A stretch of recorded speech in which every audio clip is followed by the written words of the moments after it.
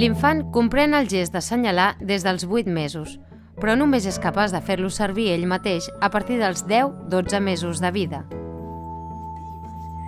Els infants comencen a assenyalar amb tota la mà o amb el dit índex. A l'inici, els gestos poden ser poc clars, però aviat aprenen a coordinar l'extensió del braç i el dit índex amb el seu interès visual. Quan alternen la seva mirada entre allò que els interessa i les persones que els envolten, de mica en mica, van aprenent a dirigir l'atenció dels altres cap als objectes o accions del seu interès.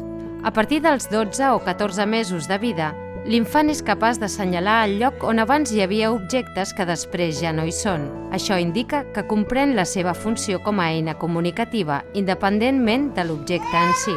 El gest d'assenyalar se sol combinar amb expressions verbals per a reforçar el significat dels missatges comunicatius o per afegir més informació complementària. D'altra banda, s'ha de diferenciar dels gestos convencionals que serveixen per a referir-se a significats establerts, com ara el fet de moure la mà per a saludar.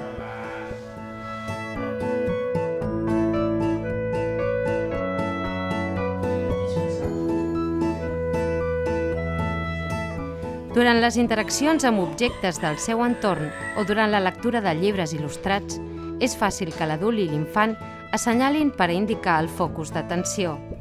Assenyalar amb el dit els referents dels quals s'està parlant serveix de model a l'infant i l'ajuda a comprendre la comunicació de l'adult.